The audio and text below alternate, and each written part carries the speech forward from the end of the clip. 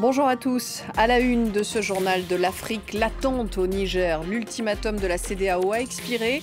Les dirigeants de l'organisation vont se retrouver ce jeudi à Abuja. Les putschistes ont fermé l'espace aérien dans l'éventualité d'une intervention militaire étrangère. L'avocat Juan Branco doit être expulsé du Sénégal vers la France. Il a été inculpé à Dakar ce dimanche, notamment pour actes et manœuvres de nature à compromettre la sécurité publique. Juan Branco est l'un des avocats de l'opposant Ousmane Sonko qui aurait, selon les autorités, interrompu sa grève de la faim, débutée en détention le mois dernier. Et puis reportage dans ce journal sur le lac Turkana. Ces eaux poissonneuses sauvent de la faim toute cette région du nord du Kenya. Les sécheresses à répétition depuis 3 ans ont tué une bonne partie du bétail et plongé la population dans une grande insécurité alimentaire. La journée de ce lundi a été calme au Niger. L'ultimatum de la CEDEAO a expiré la nuit dernière. L'organisation ouest-africaine menace d'une intervention militaire si le président Bazoum n'est pas rétabli dans ses fonctions. Les putschistes ont annoncé avoir fermé l'espace aérien nigérien en prévision d'une éventuelle intervention. Le point de la situation ce lundi soir avec Laurent Bretéché. Au lendemain de l'expiration de l'ultimatum de la CEDEAO, un calme relatif règne dans les rues de Niamey. Ils sont pourtant nombreux à se tenir prêts face à la menace d'une possible intervention militaire. Si, la CEDEAO décide surtout d'envoyer l'intervention militaire, nous allons prendre surtout notre courage en main pour défendre aussi notre pays. Pour notre patrie, on est prêt quand même à donner notre vie. Au prix de notre sang, nous sommes appelés donc à rétablir l'ordre. Si les militaires restent loyaux et fidèles à leur mission, on va les soutenir jusqu'au bout de leur mission. Dimanche soir, les autorités nigériennes avaient fermé l'espace aérien du pays, invoquant une menace imminente d'intervention de la CEDEAO. Mais pour le bloc ouest-africain qui doit se réunir jeudi pour évoquer la situation au Niger, l'option militaire semble toujours perçue comme un dernier recours. Le Tchad et l'Algérie ont ces derniers jours multiplié les appels au dialogue, tandis que l'Allemagne, l'Italie ou encore les États-Unis veulent privilégier une solution diplomatique. Toute intervention serait donc extrêmement délicate pour la CEDEAO, qui demande un retour à l'ordre constitutionnel et le rétablissement du président Mohamed Bazoum, toujours retenu prisonnier. La semaine dernière, le bloc ouest-africain avait envoyé une délégation à Niamey pour tenter de négocier avec les putschistes, en vain. Mais le Premier ministre du gouvernement Bazoum, qui se trouvait à l'étranger lors du coup d'État, affirme aujourd'hui que la junte serait prête à renouer le dialogue avec la CEDEAO. Rien ne devrait donc se passer avant jeudi, date à laquelle les présidents de la CEDEAO se réuniront à Abuja pour ce sommet consacré au Niger. À quoi s'attendre pour les jours à venir? Élément de réponse avec notre correspondant dans la région, Serge Daniel. La fin de l'ultimatum n'est pas synonyme d'attaque militaire, d'intervention militaire au Niger. Les chefs d'État des pays membres de la Communauté économique des États de l'Afrique de l'Ouest ont décidé de se réunir à nouveau ce jeudi à Abuja, au Nigeria, pour notamment étudier le plan d'intervention élaboré par leur chef d'état-major de leurs armées. Alors, on sait que la locomotive, en cas d'intervention, la locomotive va être le Nigeria, mais il y a des pays comme le Sénégal ou la Côte d'Ivoire qui ont déjà affirmé mettre à la disposition de la CEDEAO des forces. Alors à Abuja, on va également suivre très attentivement ce qui se passe au Niger, puisque les autorités, les putschistes de Niamey sont visiblement enclins à accepter cette fois-ci une médiation, une nouvelle médiation de nouveaux envoyés spéciaux de la CEDEAO pour parler de la crise, pour trouver une issue pacifique. Alors, l'autre information du jour, c'est que les Américains pourraient également dépêcher sur place une délégation pour parler aux putschistes de Niamey. Des pays comme l'Allemagne et l'Italie ont souhaité approfondir les voies pacifiques pour régler le problème. Alors, c'est dans ce contexte que les juntes de 3 pays de la sous-région, 3 pays dirigés par des putschistes, le Mali, le Burkina Faso et le Niger, renforcent leur coopération. De délégués des juntes maliennes et burkinabés se sont rendus à Niamey pour apporter leur soutien aux nouveaux dirigeants nigériens.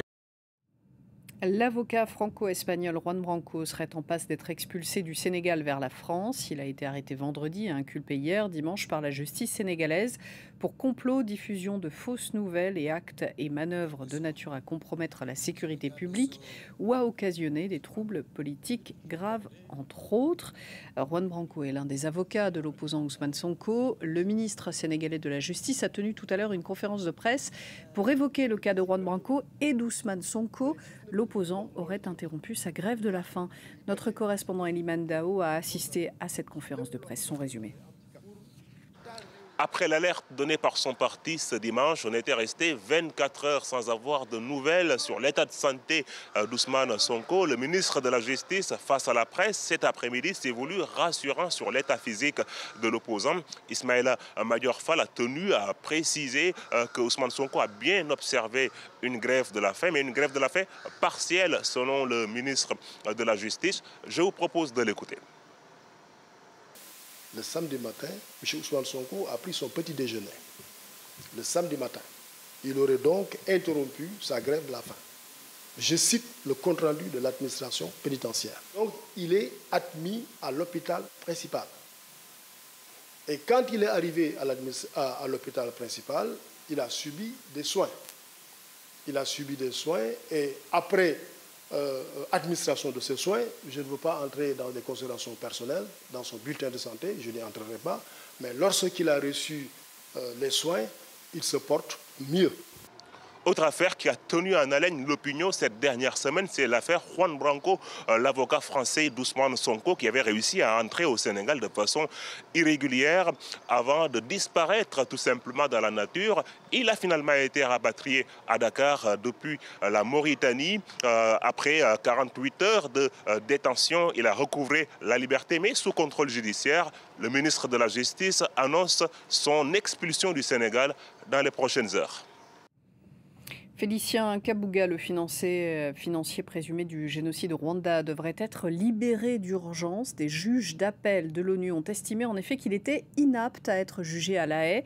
Selon ce jugement, le tribunal spécial chargé des crimes de guerre a commis une erreur de droit en juin dernier en décidant que Félicien Kabuga devait être jugé via une procédure simplifiée, et ce malgré son état de santé. Âgé de 88 ans, il souffrirait de démence sévère. 2 personnes ont été tuées en marge d'une manifestation des taxis collectifs au Cap en Afrique du Sud. Ces taxis ont bloqué ce lundi la route de l'aéroport de la ville. Le mouvement dure depuis jeudi dernier. Les chauffeurs protestent contre une nouvelle réglementation qui autorise la police à saisir les véhicules des taxis en cas d'infraction grave, comme la conduite sans permis ou encore la surcharge du véhicule. Écoutez la correspondance de Caroline Dumais. La première victime, c'est un corps inanimé qu'on a retrouvé non loin de l'aéroport, là où ont lieu la plupart des affrontements. La deuxième victime faisait partie d'un groupe de manifestants qui jetaient des pierres sur les véhicules, et un véhicule est passé avec un passager à l'intérieur qui a ouvert le feu sur le groupe. Il y a eu un autre mort ce week-end, un membre des forces de l'ordre. Beaucoup de dégâts aussi à signaler. 5 bus qui ont été brûlés, 4 véhicules privés qui ont été détruits. Il est difficile en fait de compter les dommages, car cela fait 5 jours que la violence ne fait ici qu'escalader. La raison, eh bien, les négociations entre les syndicats de taxi et la ville du Cap sont dans l'impasse. Des négociations qui sont censées réguler les routes des taxis et également les permis d'opérer des taxis. Pour la ville du Cap, les dégâts sont, je cite, dévastateurs, et les autorités refusent de retourner à la table des négociations tant que la violence continue. Au Cap, les écoles aujourd'hui, les cliniques et la plupart des commerces étaient fermés en raison de cette grève très violente. La sécheresse de ces 3 dernières années a assoiffé le nord du Kenya. Jusqu'à 90% des sources d'eau se sont tarées dans la région du Turkana. Dans cette zone, plus des 3/4 de la population vit sous le seuil de pauvreté et est en insécurité alimentaire. Pourtant, les Turkana vivent près d'un des plus grands lacs d'Afrique, riche en poissons. Le reportage sur place de nos correspondants Bastien Renouille et Théo Prouveau. Il y a quelques mois, le village de Mourouézé était au bord de la famine. Samal Logiron a failli mourir. C'est l'enclos de mes chèvres. Comme vous pouvez le voir, il est vide. Tous les animaux dont je dépends pour survivre ont été tués par la sécheresse. J'ai dû manger des baies pour survivre.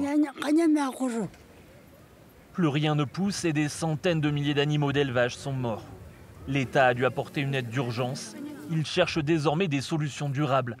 L'une d'entre elles, le lac Turkana, situé à 80 km du village. Il regorge de poissons. Des usines doivent voir le jour pour valoriser la pêche. Nous aimerions avoir un bel endroit où vendre notre poisson. Si le gouvernement veut nous soutenir, il nous fournira une usine et nous y emmènerons le poisson pour qu'il soit conditionné. Aujourd'hui, perche du Nil et tilapia sont principalement consommés par les riverains. Ils pourraient pourtant être acheminés ailleurs et nourrir la région. Dans ce village, une usine a vu le jour dans les années 80 avant de fermer 10 ans plus tard. Beaucoup espèrent la voir redémarrer. Quand les travaux auront été effectués, tous les jeunes d'ici pourront travailler. Les pêcheurs gagneront bien leur vie, ils pêcheront plus de poissons et ils les enverront tous ici. En attendant des actions publiques, des ONG lancent leur programme. Dans le village de l'Oropio, une première entreprise de traitement reçoit jusqu'à 12 tonnes de poissons par mois. Avec des bons investissements, des formations et si l'on fournit les bons outils aux pêcheurs pour exploiter ce lac de manière durable, nous arriverons à endiguer l'insécurité alimentaire. Ici, le poisson est congelé et peut ensuite être expédié. Un premier pas pour aider à la sécurité alimentaire de la région, alors que les sécheresses se multiplient dans la Corne de l'Afrique.